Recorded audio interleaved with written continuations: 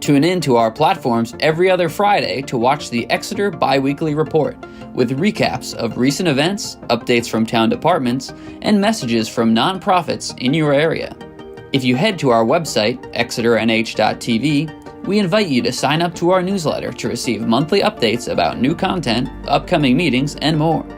We'd like to thank you for taking the time to watch Exeter TV and hope that you tune in to our other content as well.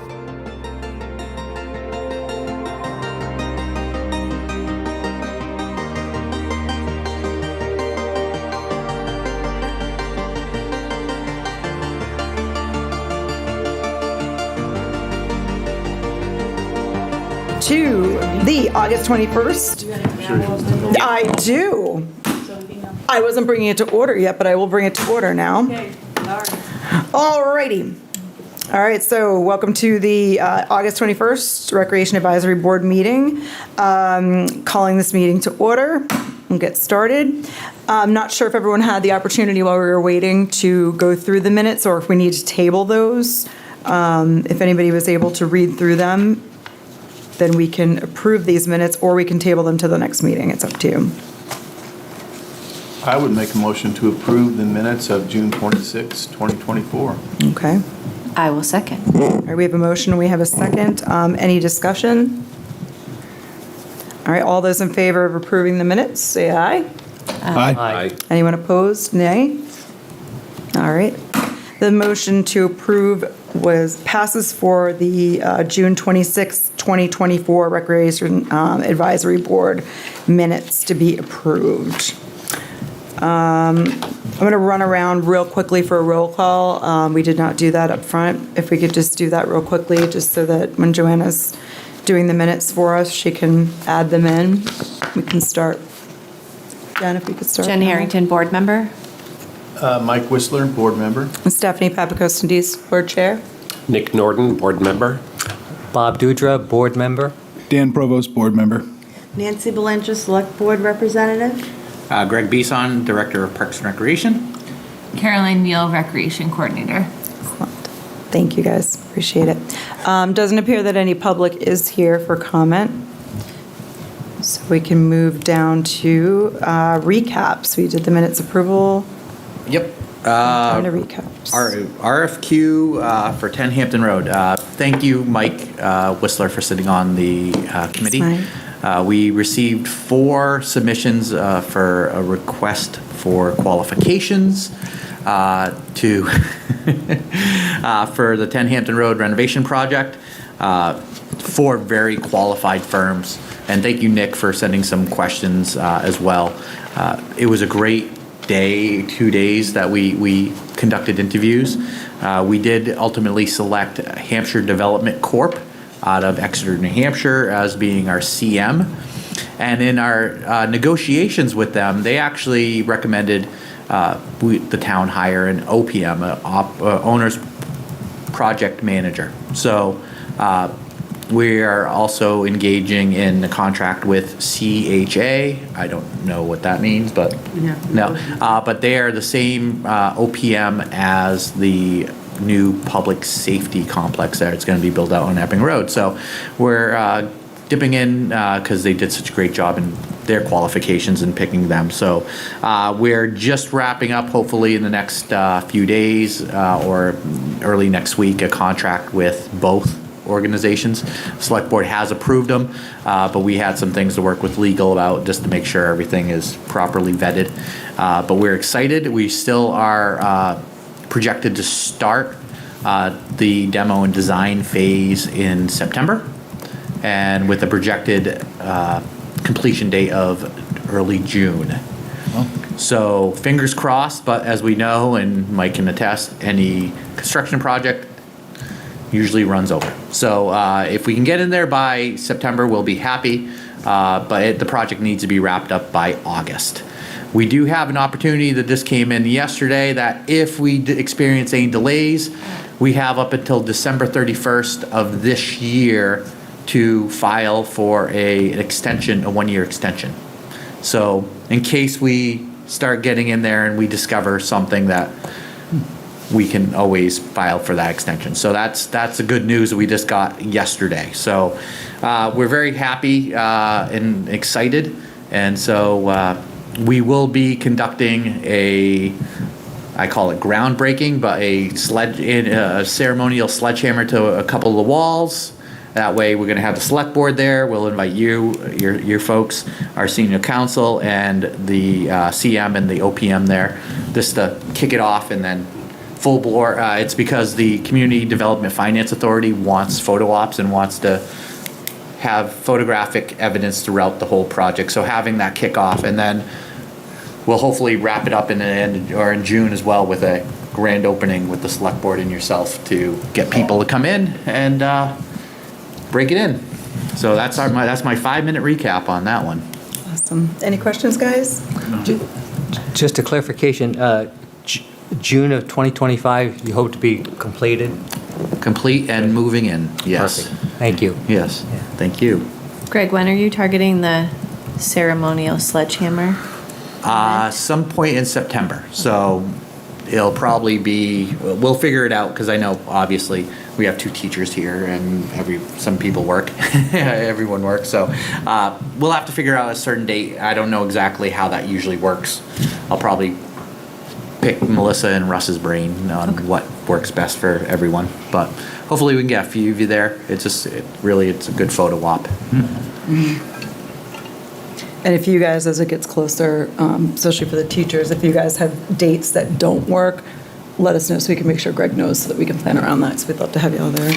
Most likely I would target like a 4 o'clock ceremony. That way it allows anyone that's in school to get out and come join us. Nice. Yeah. Or if people want to take a half day from work. All right, any other questions, guys, on the 10 Hampton Road? All right, BBBS tournament. Yes. Of course, this was on the agenda for last month that we had to postpone, but Big Brothers Big Sisters had a very successful tournament. I believe Nancy forwarded you the thank you from Nicole, Yes. The president of Big Brothers Big Sisters of New Hampshire. Bob, I gotta give kudos. He medaled in 2 different rounds, doubles and singles. So Bob played in it and also helped volunteer and do all things. So kudos to Bob. I mean, it's a great event. They consolidated to Saturday and Sunday, and they had a little bit of worries about rain on Saturday that day, but thank God that it kind of passed. But we had prepped them. We got them squeegees, we got them towels, we got foam rollers. So it was a good day and all, a good weekend.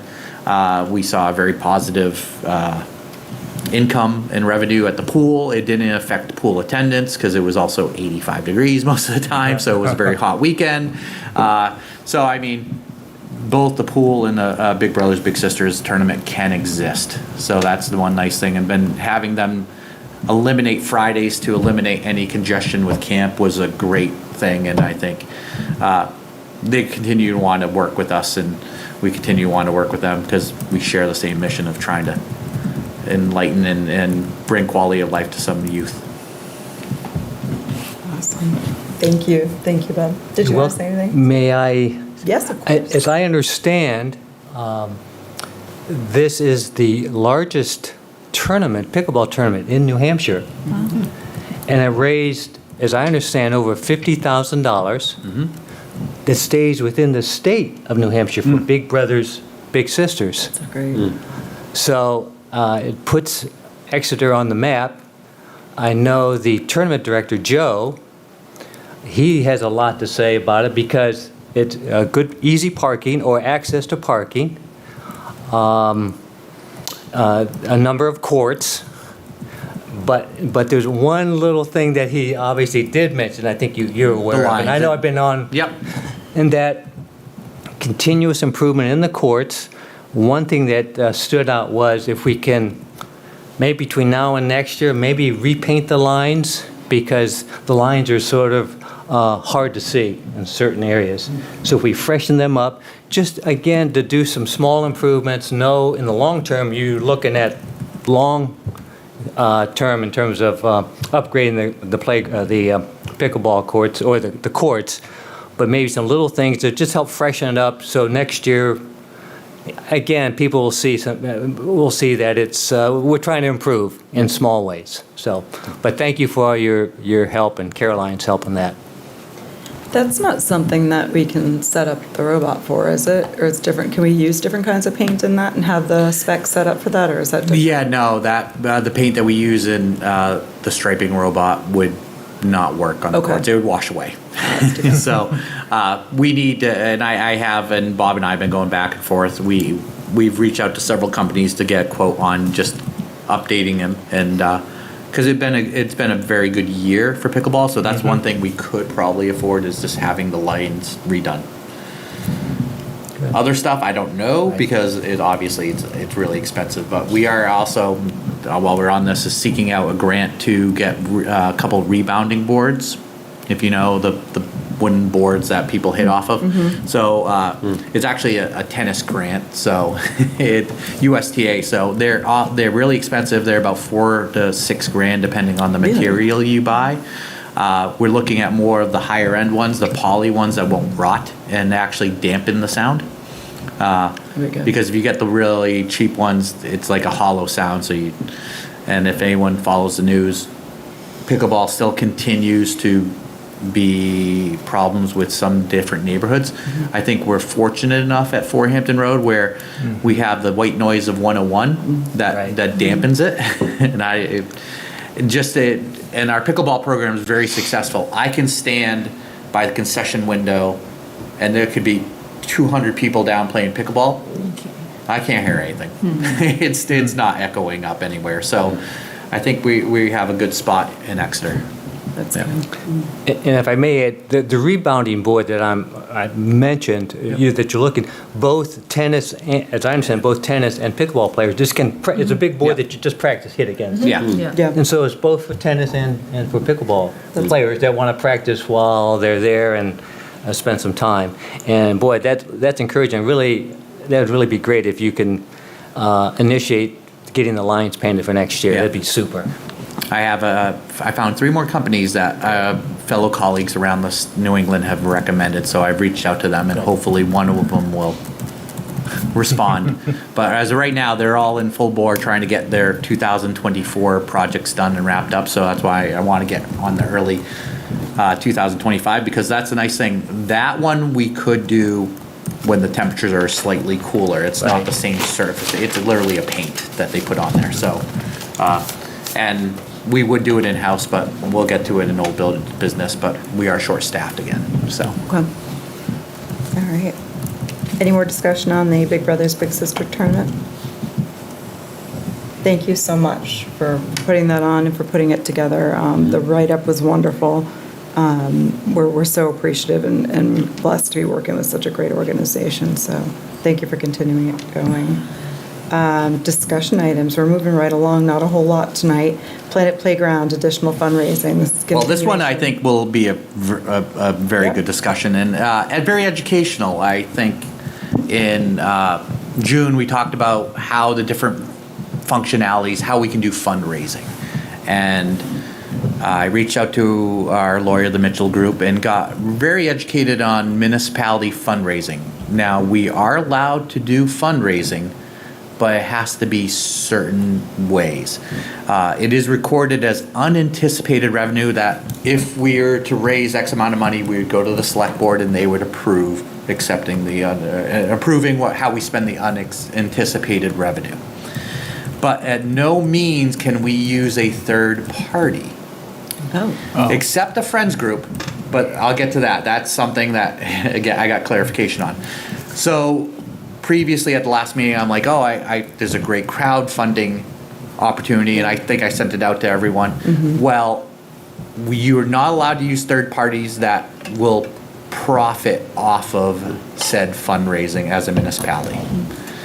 And it even goes into more details. It would be cleaner to go through our department and not a friends group because of the auditing process. So every time a payment comes in, it's recorded to who paid it. If it's property taxes, program registrations, car registration, anything. So there's a name that can be traced to it.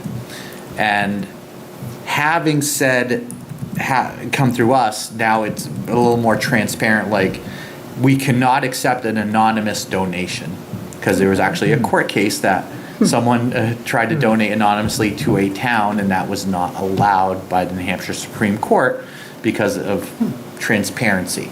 We're all about transparency in government.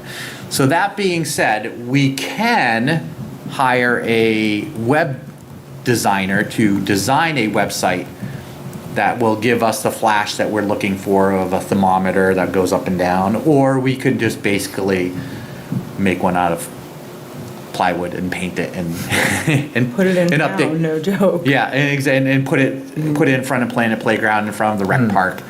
So that was something I learned. She's like, absolutely, you can fundraise, but you have to be very transparent on what you're fundraising and what specifically you're fundraising for. You just can't fundraise like, hey, we want to fundraise for a pie in the sky. No, you got to be matting, the additional elements, shade structures. Keep it very basic. That being said, we could easily do, like I said originally, a menu that we can have the select board approve, that we can go out and then we just start soliciting people. We can go to organizations and ask them to donate and have their donations. A nonprofit could fundraise on their own for us and then make a donation to us, but not profit off it, if that makes sense. So 100% of the donation has to come to this project. So for Exactly. example, like if Lions Club or something did, then they would not be able to keep any of the donations toward anything. Correct. Okay. Yep. Okay. So now when I asked clarification on the Friends group, because I know we talked about, can we start up the Friends group again? Lucky enough, the past treasurer of the Friends group's child was in summer camp this year. And he's a coach. And he's a coach, and is coach for us, and is re-engaging the rest of the Friends group. Okay. But at no means can this body assume the Friends group, because they need to be two separate entities. So you can't have a foot in both doors, in other words. So you got to keep it totally separate. So that's why it's getting them re-engaged, and I think they will. But I think in the meantime, we can start our own fundraising efforts by going to the select board in September, getting approval to go and just start soliciting any type of donations from $1 to X dollars. So just to clarify, both the Friends group can fundraise separately. Rec board can fundraise separately. The rec department can. The rec department can Fundraise separately. fundraise separately. Are all the funds, because the Friends of Rec have their 501c3, they've got their own account, does everything go into that account, or does Rec No. have a separate account? It would go into our rec revolving fund. Okay. Earmarked specifically for Planet Playground Okay. enhancements. Okay. They would then if they wanted to raise so much money, then they would then come to the rec board, say, we have raised X amount of dollars for Planet Playground and would like to contribute Okay. X amount of dollars towards Planet Playground. Okay, gotcha.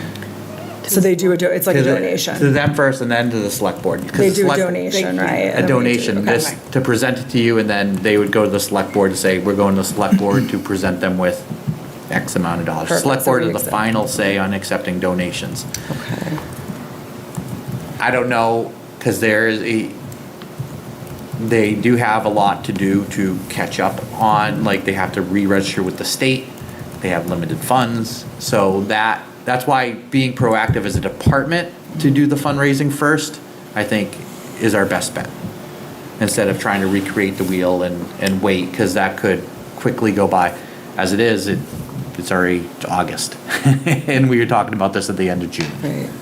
So what are the parameters for the rec department to follow for fundraising as far as it pertains to the rec advisory board? What kind of involvement are we allowed to have? You How does that can work? go out and definitely solicit your friends, family, any companies but the checks need to be written out to Exeter Parks and Rec or the town of Exeter.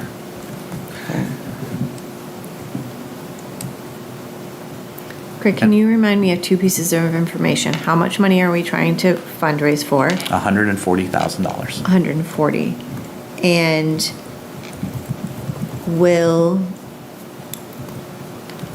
does the raising of these funds prohibit the playground from being started, or can it still happen? And this money is going toward enhancements? Yes.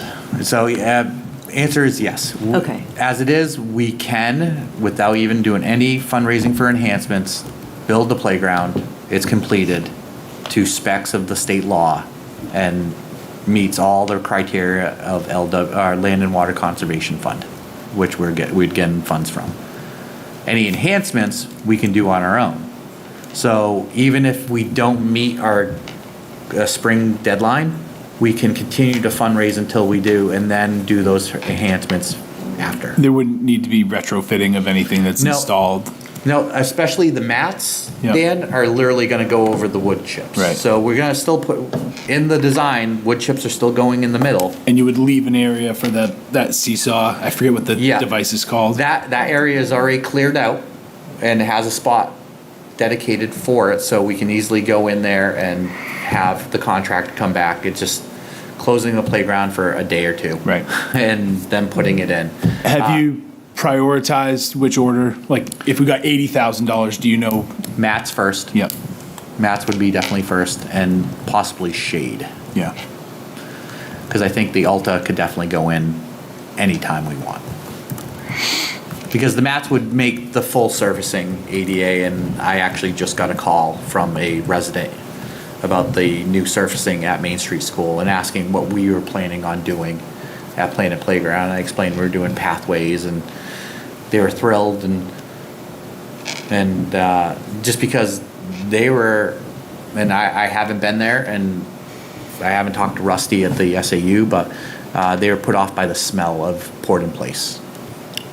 It takes a while to wear off. It does. So, especially when it's hot. Yeah, it comes back Yeah. when it's hot.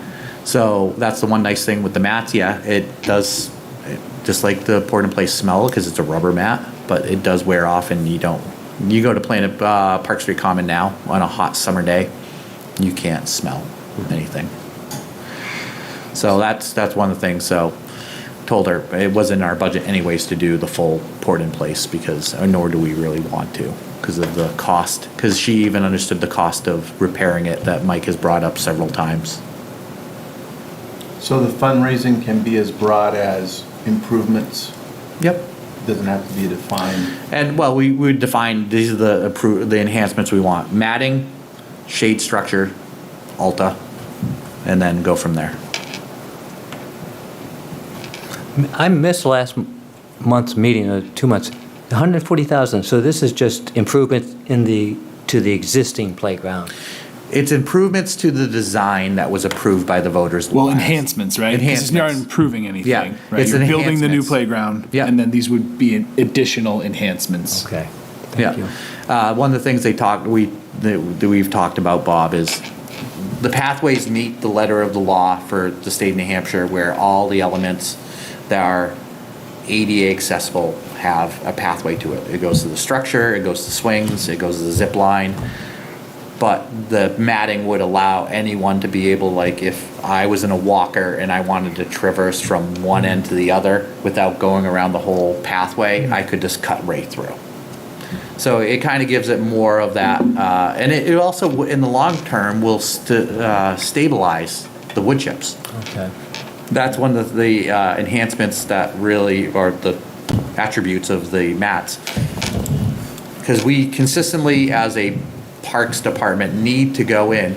Everyone's been to a playground where the kids wear the little hole in the wood chips. Technically, we're supposed to fill that in every day to meet standards. These mats would stabilize it and would give us that flexibility not to have to go and worry about filling them in, or getting the wear mats that we have now that kids somehow get Hercules muscles and are able to move these 100-pound mats out of the way so they could keep swinging. Shade structures, is definitely, we definitely after one summer realized we definitely need more shade there when we took down those trees, but we knew that could have been a possibility when we took down the hazard trees. So, of course, we're in the design and in this playground, we are gonna be putting trees, but we can't put in 25-foot trees. It doesn't work like that. So trees are gonna be replacing the trees we took out, landscaping. So having some kind of shade sail to be able to shade some areas to give it a little more shade.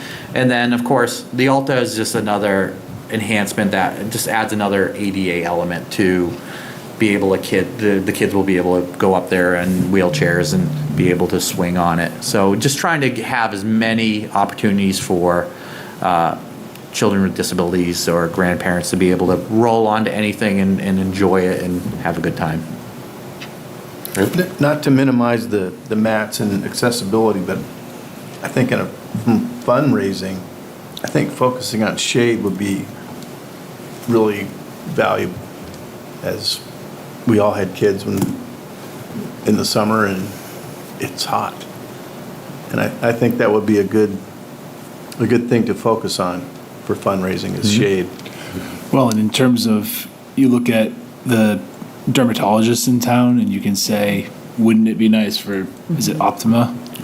And Optima is one of our big, Right? yeah. Optima, could, Yeah. the shade structures, I assume, could have branding on them? It would be that branding would need to be approved by the select board first. Okay. We're not just putting up branding. It is we do have a sponsorship policy that we would need to follow, which anything over $15,000, which obviously a shade structure is, would need to go in front of the select board and say, all right, Optima wants to buy, and not saying, because I know Ben and Max who own Optima, not committed to anything, and they do sponsor us a little bit already. Yeah, it would need to be that approved by the select board, and if that's something the select board would want to do, I think a plaque more. Yeah, I was gonna say there's definitely a way we A little can more do that, be subdued. a little more classy, but, Yeah, you know. because as is, they do have banners up there that are, it's under it fits the letter of the law for the sponsorship policy, but They're big. anything bigger, it might be a little taken back. Yeah. Or flashier, I guess. So Greg, what are the next steps to working with the Friends Group to start the fundraising? I'm gonna circle back with them.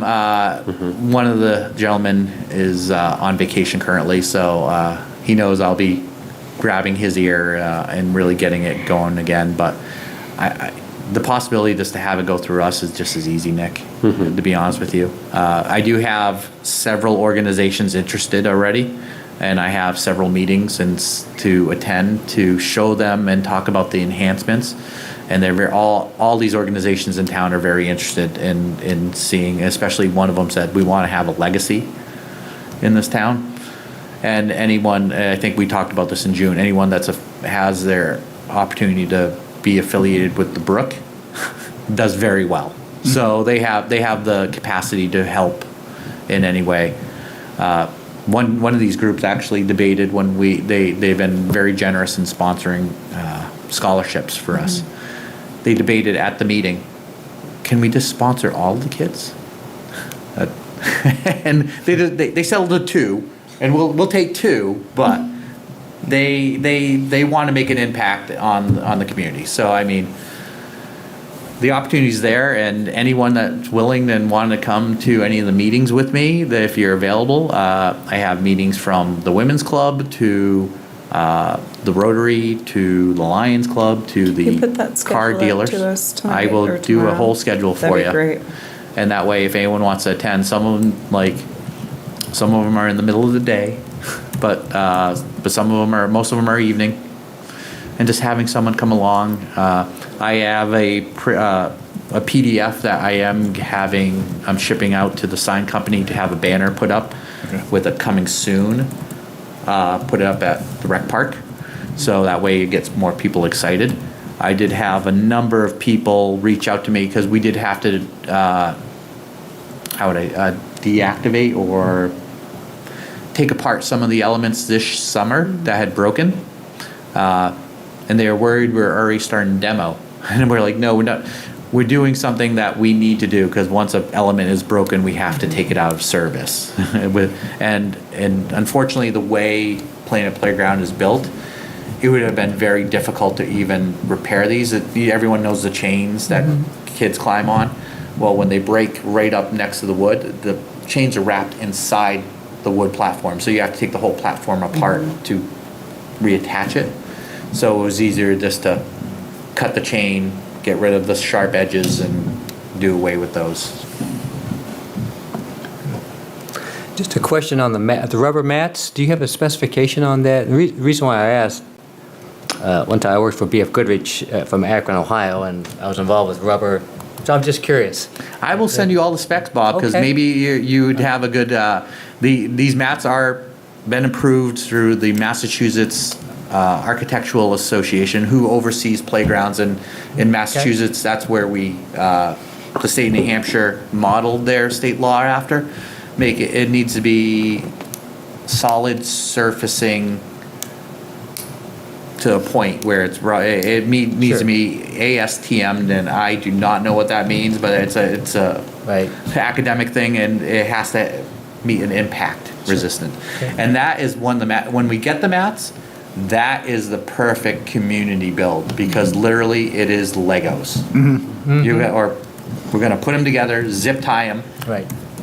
and let's keep going. So we're gonna need volunteers, because it's about 470 mats to do all of the open space.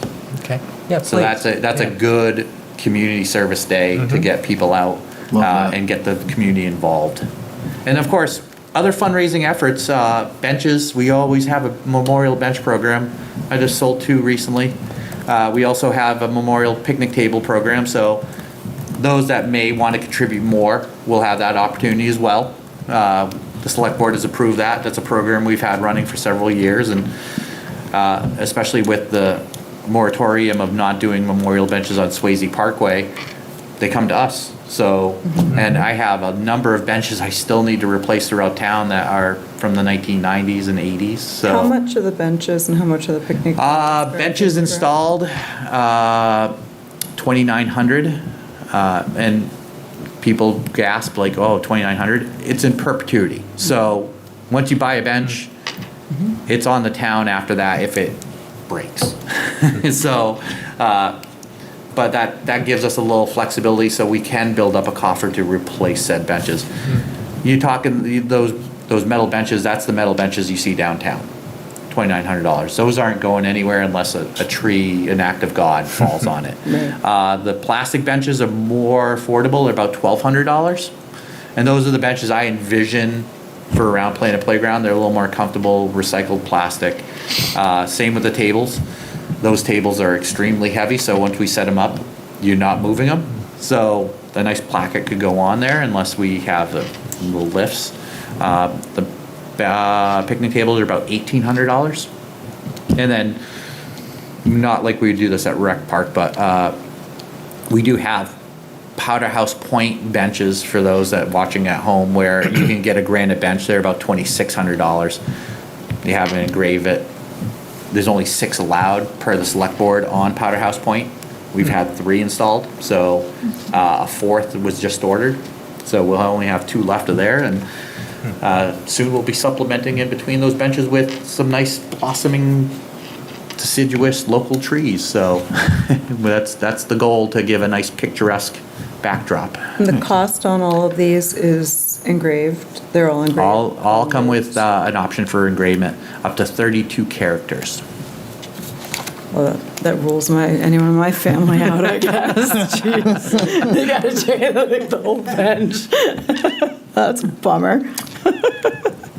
But we could, if 2 families wanted to split a bench, we could do 2 plackets as well. I think we can do an upcharge of, I think it's $25 for a plaque. So those people can, hey, I can't afford a full bench, but we can do 2. They sit there.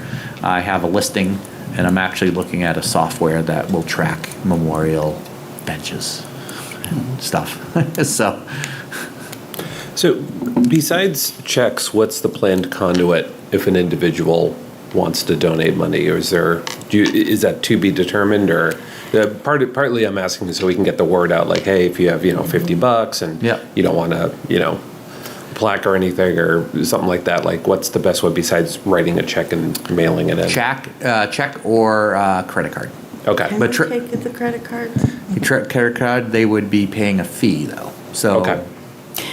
Is there any way we can look in to see if the fee can be waived for fundraising? that is a credit card policy, and that they would Okay. not waive Yeah, that. that was one of my questions Okay. too. It'd be a bank check or check. Yeah.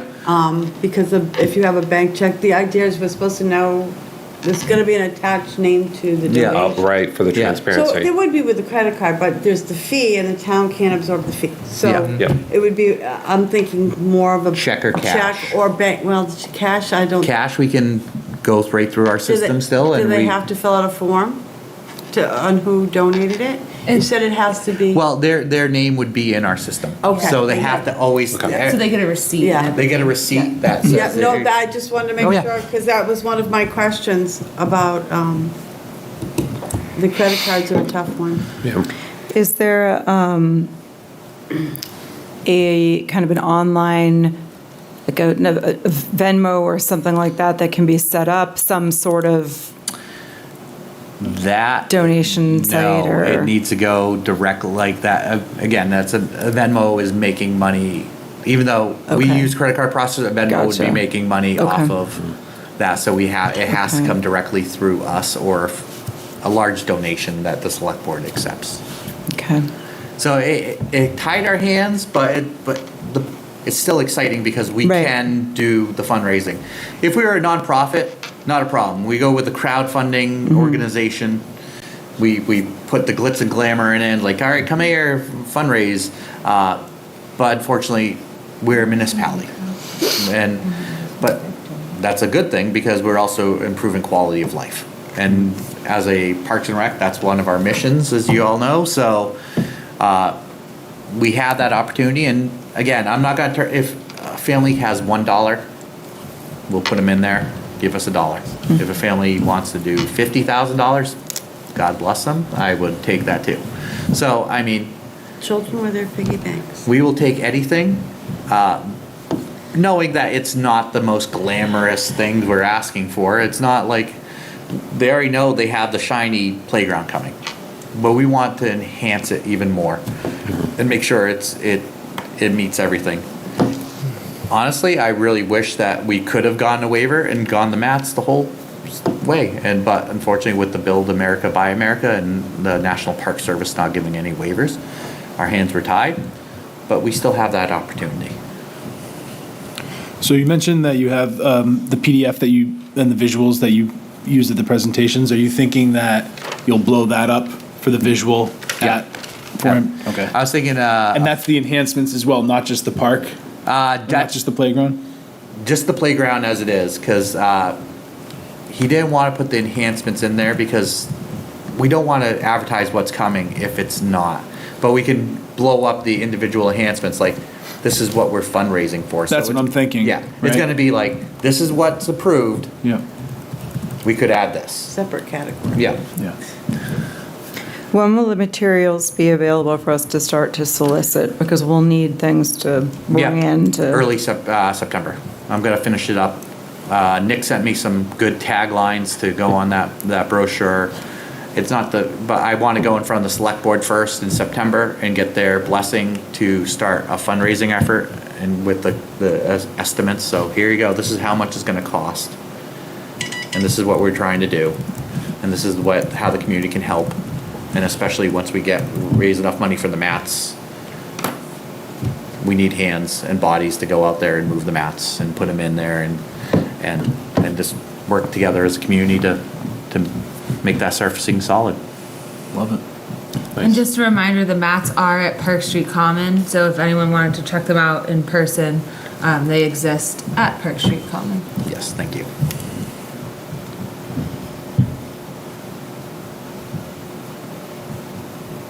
What other questions do we have, guys, regarding the playground fundraising?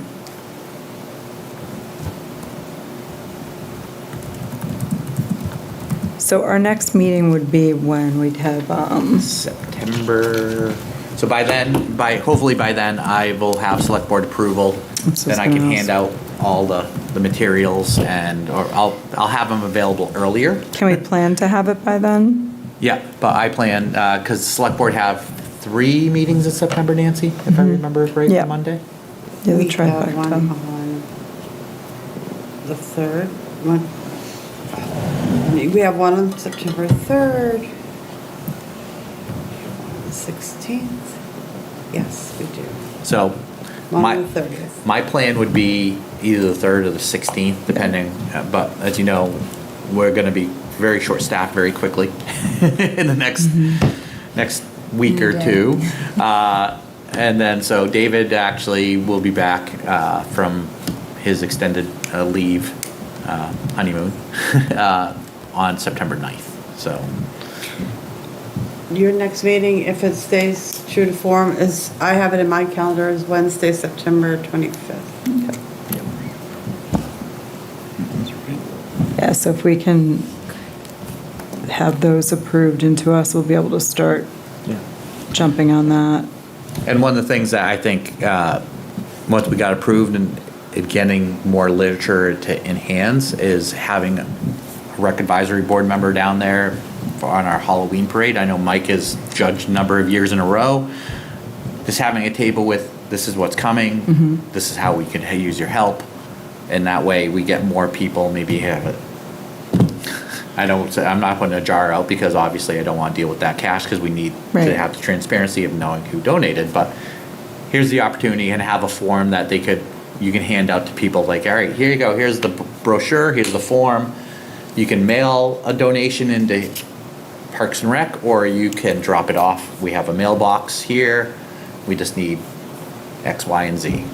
And do we have the technology to add a QR code, so if somebody at a table wanted to just scan and donate? Or it still, it has to go through the rest, so they have to have It the... has to go through Rec Desk. And unfortunately, that's the one barrier, and that's why we were looking at the crowdfunding, because it would be simple, like anyone could go on, but we just, You couldn't generate a QR code that would bring you to Rec Desk though, and you could pay with a credit card? yeah, you could. You can, but you have to log in or create an account, Oh, and that's then right, you you're said still that hit last with the night. 3% fee, which Yeah. we're not allowed. Oh, you can through, in this aspect. Oh, okay. But we can't have like a Venmo. Right. Who would collect the Oh, fee, okay. and then we get it, or PayPal. They're collecting the fee, and then they're the third party giving it, no, that's, but we can. So- But I'd rather check or cash so we avoid anything. Right. I'm just gonna suggest that you reach out to Melissa, maybe tomorrow, because when the agenda's done with Nico and Melissa and Yep. Ross, they do a look ahead. Yep. And Monday night's meeting, he's got a pretty full agenda for the next few meetings, so just to try Yep, to I see what will- you can do about getting in there. Yeah. Get in the queue. I will get in the queue.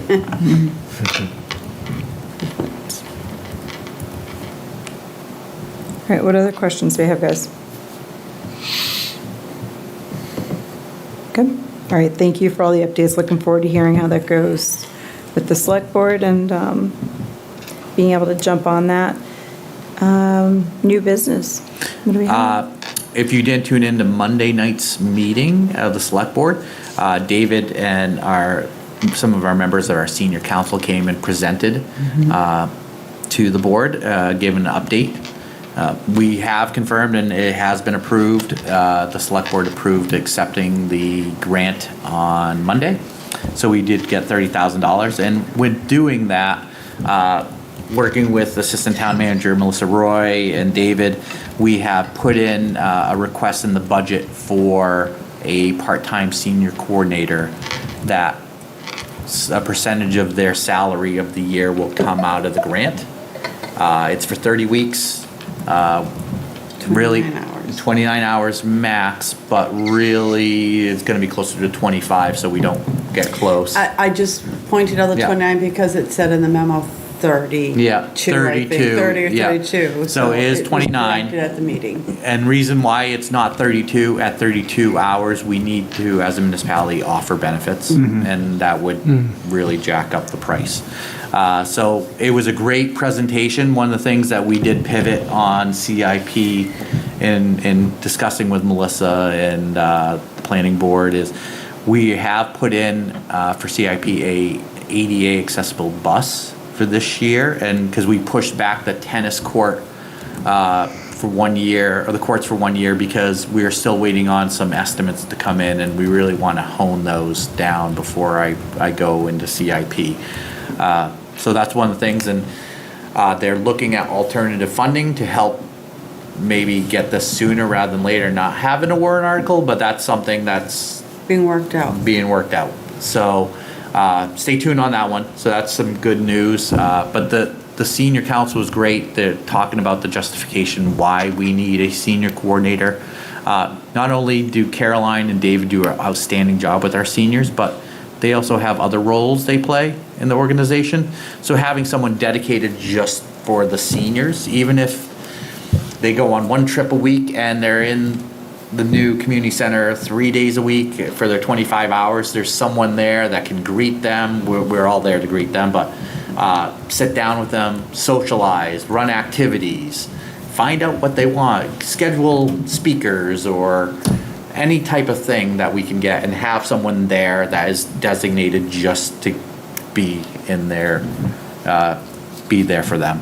So that was one of the nice things. We still have to go through the budget process, so that's one of the things.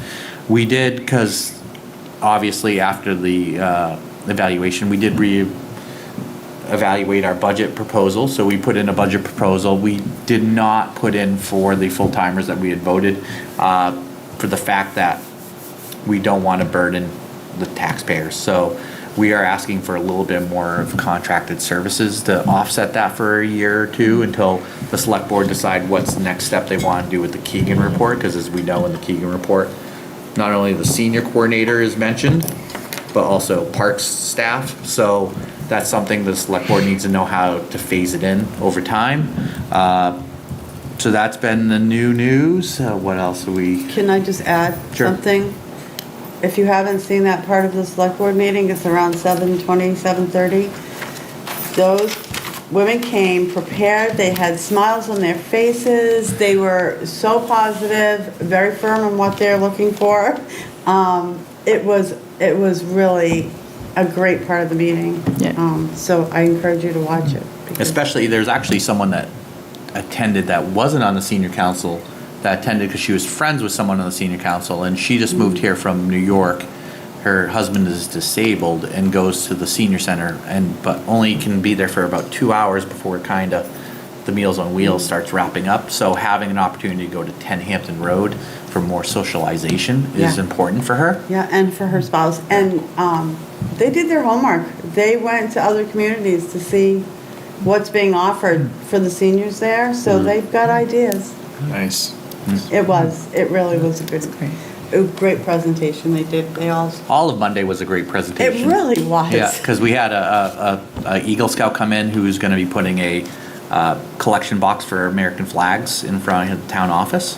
So that's another. I mean, it was just a positive, really positive Yeah. meeting on Monday. So we were very, very happy with that. Can you think of anything else new business? Greg, you saying contractor services, I just wanted to give a shout out. Gale Park looks Yeah. awesome. I mean, I walk my dogs all the time, and Yeti was there day after day. If you haven't seen Gale Park by St. Michael's, it looks so good. It does. Yeah. Keith is now sold Yeti for anyone that. Oh, he is really? he is Yeah. retired. Him. And he has did quite well, volunteered, and Keith and I had the same vision for Gale Park because, and I was telling Nancy before the meeting, what Gale Park really is the Daniel Chester French War Memorial should be the focal point of the park. And the yews were planted over 35 years ago, and not well trimmed for a lot of those years. So they had kind of grown in towards the monument, encumbering the marble benches that go with, and not a lot of people knew there were marble benches inside those U's. So we took out all the U's. We're making it a minimalist landscape that's low maintenance, but we will enhance it next year. We're going to actually plant grass this year, so the dirt is getting turned into grass. 4 smaller flower beds that will all be either, it's going to start with bulbs. We're going to put bulbs in to annuals to mums, and then that's it. Very minimal. We're thinking more of that Prescott Park type of atmosphere where it's a pop of color, but the focal point is the monument. So well, not only did we take out the U's and kudos to our volunteer, but also Will Curtis and Curtis Tree came, and we had money in our budget there was a dead tree leaning towards the home that St. Michael's owns. So we took that out, and there's several dead trees. We also limbed up the canopy, so when you're driving down Front Street, you can see towards, you can see the monument. That looks really pretty. Depending on what happens with the roundabout, we will eventually, the 2 cherry blossom trees that are 30 plus years old that don't bloom anymore will be coming out eventually, but we didn't want to shock too many people. And we were gonna, and there's some hedges that we're still debating on, but all the plants that we're taking out of Gale Park, we're actually transplanting to another site. So we're reusing resources to enhance another site as well. But today, Keith spread 15 yards of loam by hand. Wait, so he's doing this all? No, it became infectious. So someone said, hey, what are you doing? I'm volunteering time. So another resident, Steve Jones, who lives 2 doors down, actually came out and he was helping spread loam and rake this today. And a couple other residents stopped by and helped him haul brush. So, I mean, and everyone that stops by says, oh my God, this is truly. It looks amazing. Like, one person actually, like, I didn't know there was a statue there. Oh my. And I'm like, wow, that you just go by. So, I mean, it's opening up, and it's gonna really, the Memorial Day ceremonies next year will be. That's what I was thinking. I can't blown away. wait to see how that affects it, because, we go to that and it's really difficult for people to be getting into that little park, to enjoy the ceremony, to sit, it looks wonderful. So definitely thank you to Keith and the others who and we did that work. We also cleared the walkways. Yeah. We scraped up all the weeds, so it's no longer grown in. I mean, I also have to thank, we also got a generous donation of all that loam, so we didn't have to pay for it. And there's 7 hydrangeas that are going back in. If you remember, a number of years ago, we had someone that wanted to put plants there to represent the 7 armed forces. Those were put in and died, and so we're going to replant them as hydrangeas, and that will be the pop of color behind the statue, because eventually there's some bushes behind it we're going to take out, but we want the hydrangeas to grow up first before we take those out. We don't want to make it such a stark, barren park that people are like, what did you do? Slow and sure, but it's going to look good when it's done and completed. Grass seed goes down later this week. So I got to thank the volunteers and my staff for helping. And then other new news, we are short-staffed, so we did lose a staff member. Our parks foreman has left, so we are currently advertising that position.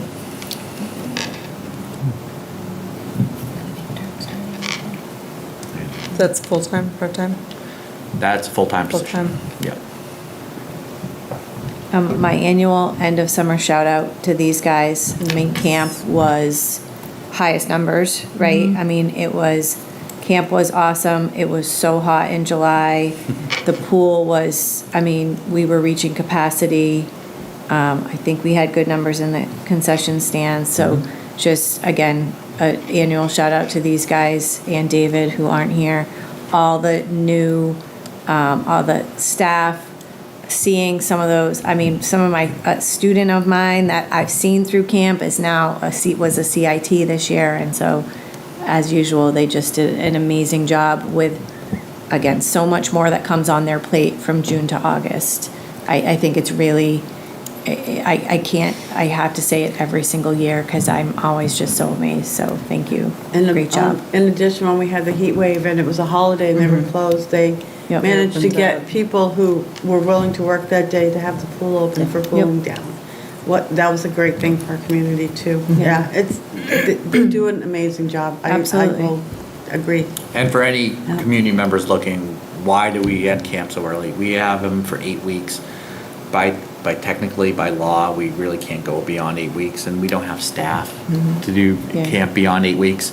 As it is, we stay open as late as we can with the pool.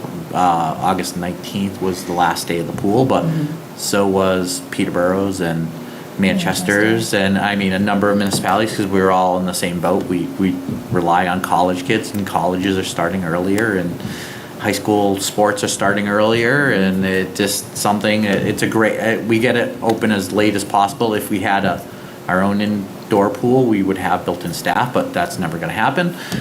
Just let people know. You never know. We could have a good benefit. We could have someone say, I want to build a pool, but it was a great, and thank you. The staff, Caroline, David, did an outstanding job. I mean, pickleball was rocking, tennis was solid. All our camps were really, really good. So I gotta give kudos to the staff, and I think it's a 7-day-week operation, really. Caroline's sending out emails on Sundays to parents just to remind them of stuff, and it's just... I think even your traffic flow was really great. I mean, because I go by on my way to work and on the way home, and there were queues sometimes, and there was none of that this summer. No. Everything, even with 10 Hampton Road, I thought there might be a little, and there isn't. Yep. There's no backup, I always get worried with the kids crossing and people going around the cars. The yield signs in the middle of Hampton Road does help. Yeah. Quite a bit. It does slow. Actually stayed for just about the entire summer this year. It was awesome. And we've had requests from residents in that area to keep them up as long as we can, and so we're going to keep them up until the end of soccer. It's not just kids that use that crosswalk. No, We have a lot I noticed a lot of different age groups. And I wish we could do something further down for Guinea Road. That's crazy too. Well, we need a sidewalk that direction, but eventually. So I mean, that's one of our things, just trying to enhance it. And we did, anyone that went by the rec park, we did add our flagpole back there for the first time in several years. It looks outstanding. So I gotta give kudos to my staff, and we purchased it through the flag company in Greenland, and now I'm... High flying flags.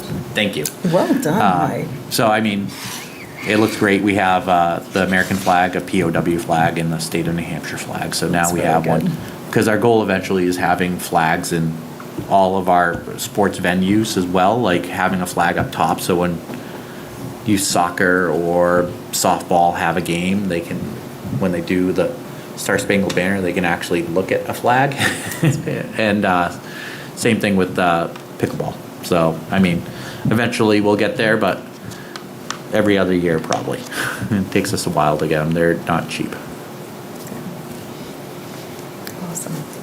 And for anyone watching, I know we got a lot of requests at the end of the summer. When are you hiring? When are you hiring?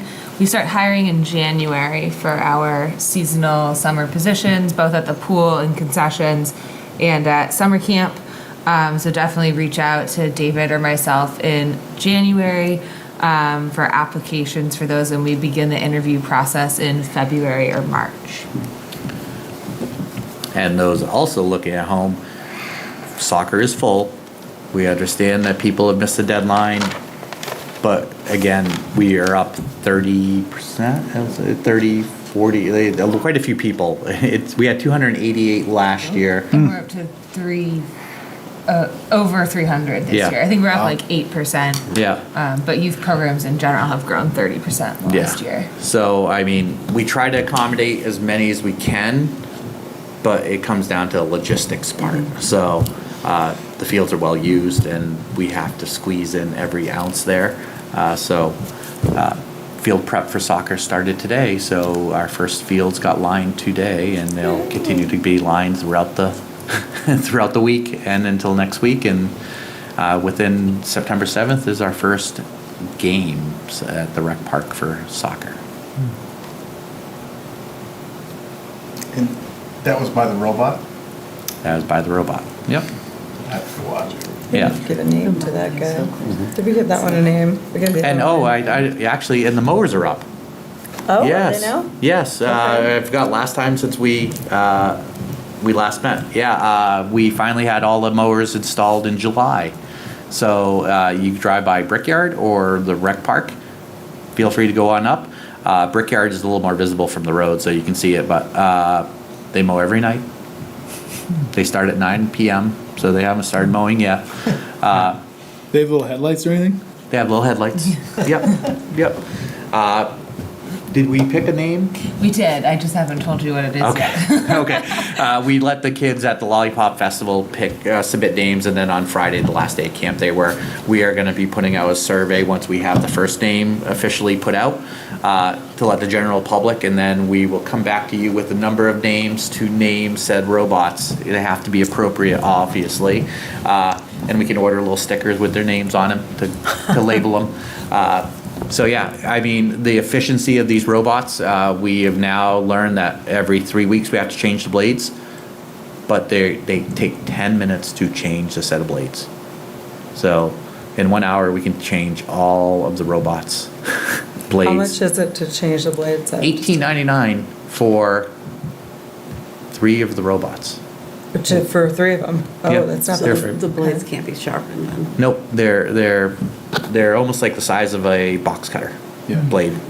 Yep, and there's 5 blades per robot, and they do an impeccable job. The lines, you can literally see the lines where they go, and they one night they go one way, and then the next night they go the X until they're done, and then they just keep. So Caroline, when will we have the unveiling of the named, the one the children did? I think let me just make sure Greg approves it, and then I can say it.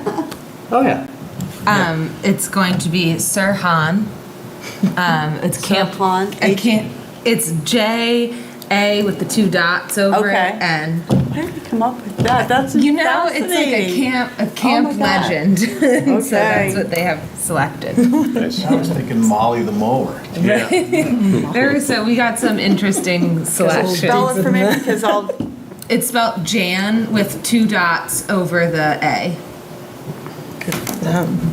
okay. Assistant Town Manager Roy is laughing in the corner. I'm gonna leave it up to, you better know what you say because I'll probably be looking at you at the select board meeting going, what was So yeah, we have 6 more robots to name. One of them is still in storage because that's our backup. So we have debated as a Parks Department, do we employ it or wait, just so we don't have disconnection in coverage. So, but the efficiency of the robots, and it's very cool. I actually had it driving around a little bit during Lollipop Festival, not very much, and the 2 and 3 year olds, and our little adventure camp was really fascinated. And then I do know some older campers that were freaked out about it. So I know, you're looking at me, mine was. yeah. So, but and it's gonna be it saves our park size from have to be on the mowers so much. Yeah. But at the same time, there's so much to do. Yeah, I mean, there's a balancing act. But it is a great addition to our robotic staff because if anyone saw, Exeter TV did a very funny spoof on it, Terminator, and we have 9 robots that we employ now. So AI is definitely a prevalent thing in our department. Could they be used at the cemeteries as well? It can. The Husqvarna probably would not be the one you want for application, but there are others that, yeah, you can use them in cemeteries. More of the modern cemeteries, Dan, than the historic ones because the historic ones are not straight. Yeah, So exactly. it's hard. Because when you program the robots, you can do 3 patterns. You can do checkerboard, you can do stripes, which is, we'll just wear stripes in or you can do random. Random does not look good, but the stripes definitely look good on a sports field. And that's, so We at Brickyard will have EYSAs using it for 3 nights for some 7v7 soccer practices. Flag football is using it on Saturdays for games. So that's going to be a well-used park. Flag football will fill in on the rest of the dates. Other than that, they didn't want to book any weekday dates because they booked them all last year and then not all the coaches used them. So they paid for stuff they didn't use. So they realized that. And then, EYSA and already has all their schedule to us. I got to tell you, thank you for working on the field policy for us because it definitely has brought in some good revenue that we're just putting right back into the athletic fields for maintaining.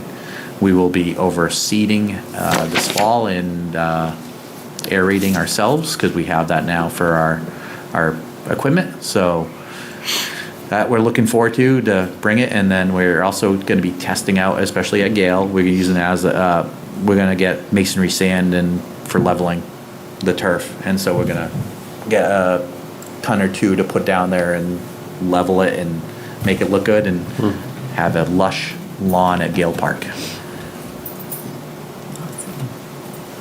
Guys, anything else for new business? Mike? No? All right. Any old business that we haven't touched on? No. I guess it goes back to the new business, but in a couple of months, we'll have basketball and skiing information out. Fencing. And, sorry. Yeah. This should probably be under new business, but back again. Last spring, we had a super successful fencing program, and so we're bringing fencing back. So we're going to have a late fall, a winter, and an early spring session. So it kind of aligns with like our outdoor season kind of ends and our indoor season picks up. And we're also adding an adult class this year. So we'll have youth. 2 youth sections and then an adult section, and that's Wednesday evenings starting the week of October 16th at 7 p.m. for the adult class at our office, 32 Court Street, in the upstairs room. Nice. Sounds like a fundraising opportunity. Fence the director. Right? Definitely not. All right, and just a reminder too, Powder Keg coming up. Thank you. Still openings for volunteer spots if you want to go on and volunteer. There are still plenty of tickets available as well. VIP is 75% sold, so if you want to come in an hour early and get your VIP tickets, there's only, I'm doing the math real quick, that's 500. Oh, I was thinking the wrong number. 500 divided by 4 is 125 left, sorry. Thank you. The powder keg volunteer thing is up? It's been up, I can send it to you, yeah. It didn't come out as it usually does. It usually just gets filtered out. I actually went to find it. Okay. I was gonna say, I don't remember. We'll email it out to anyone, Yeah, why and don't if you you want to email spread it the and we word can as well. pop it on Facebook, Yeah. that's where we get a lot of volunteers. Yeah, on and that. for those that attend the Powder Keg, the Children's Chamber Fund will not be doing the duck race anymore. They have retired the duck race, which will let us have a bigger gate and holding area That'd be good. for our patrons so we can get them processed in and out quicker. Or maybe a better stability for porta potties. Yeah, exactly. That just almost went over last Yeah. year. I don't know how it didn't. Oh, that one was from the construction site though. That was not. I know which one you're talking about. Yeah, it's great. And we have lots of sponsors. The chamber has done an outstanding job for sponsorship again. Is Thank the you, gun Jen. stock program going to happen again? Yes, it is. I'm just waiting for pricing on what their season passes look like this year, but I expect it to be very similar to last year's Good. pricing. Good. So we should have that up. I have everything updated except for the price. I'm just waiting for that price to come in and then it will go. Then David and I are ready to jump in and fill in any of the things. And we do have a fall intern starting this September while Carolyn's out to help us. So another recreation management student from the University of New Hampshire. So we're looking forward to having him on. I wanted to thank, and I really feel awful, I don't know his name, the intern that you had. Pat. Pat, so Pat, I got really good feedback from a lot of the campers that Pat was a lot of fun on the field trips and really went out of his way to just have a good time with the kids and was really interactive with them. They loved him. They really loved him. So make sure to tell him thank you for us. I will. I'm glad to hear that. All right, guys, any more old business? I have one more thing. Yeah. Just the Halloween parade and costume contest on the 26th of October. I put it up on Facebook, and you'll start seeing flyers downtown probably later in September. Yep. But we also need volunteers for costume judges if anyone wants to volunteer. What time is it at, Caroline, again? The judging starts promptly at 10:30, Yep. and the parade starts promptly at 11. Yes. If I don't have a game that day, I'll volunteer for it. Thank you. You're welcome. And we do remember have a new parade route that's a lot shorter for those that are concerned about the walk. So we kind of go up Center Street. We go up the streets the correct way. So it's easier to control traffic, and Exeter Police do an outstanding job and really appreciated going the new route last year. But for us as judges, we need to get our scoring quickly because they're back to the bandstand quicker. And this to say, we have a lot of full-size candy bars that we'll be giving out left over from the summer. So Hopefully not melted. Melted and re no, not melted. We keep them all cool, and we have a lot of we do have a lot of candy left over. So there's some really good candy this year that kids will be able to. We like to give out candy before they go to downtown trick or treat. So recycling it, and we also will be putting out dates because we have now with the grant we'll have senior lunches monthly. So Oh, nice. we always will be looking for help to serve them. First one I believe is September 22nd. Is it 22nd? I'm going to pull it up right 24th? now. It's on So Friday. Wednesday. I think it's the 26th. Hold. Yep. Thank you. 27th. Yeah. Yep. Yeah, September 27th at 11:30 at Town Hall, and then the following one will be October 25th at 11:30 at Town Hall. Yeah. We'll send out those dates if anyone's available. Yeah, October what was the second one you said? 25th. Same time, 11:30? Yes, yes, they're all going to be 11:30 to 1 p.m.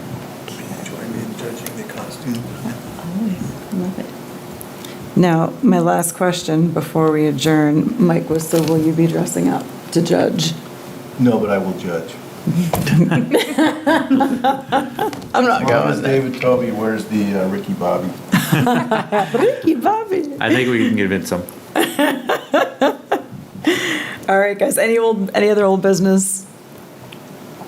All right, it's time. I'll entertain a motion to adjourn if you guys are all set. I will motion to adjourn. Second? Second. All in favor? Aye. All opposed? We will adjourn. Thank you. Thank you. Thank you for tuning in to Exeter TV. Exeter TV is the town's public and government access channels, available on Comcast Channels 6 and 22. Channel 6 is your channel. If you have an idea for a program, want to host your own talk show, or submit a film, we're here to get your content on television. On Channel 22, we bring you live and replay coverage of government meetings and other town updates. A third channel, Blue Hawk Media, is operated by SAU 16 and can be found on Channel 8, with all your school sports, events, and meetings. You can watch Exeter TV online at exeternh.tv, Apple TV, and on Roku. Find us on social media for extra content. Subscribe to our YouTube channel and hit the bell to get notified about live streams and new content. Tune in to our platforms every other Friday to watch the Exeter Biweekly Report, with recaps of recent events, updates from town departments, and messages from nonprofits in your area. If you head to our website, exeternh.tv, we invite you to sign up to our newsletter to receive monthly updates about new content, upcoming meetings, and more. We'd like to thank you for taking the time to watch Exeter TV and hope that you tune in to our other content as well.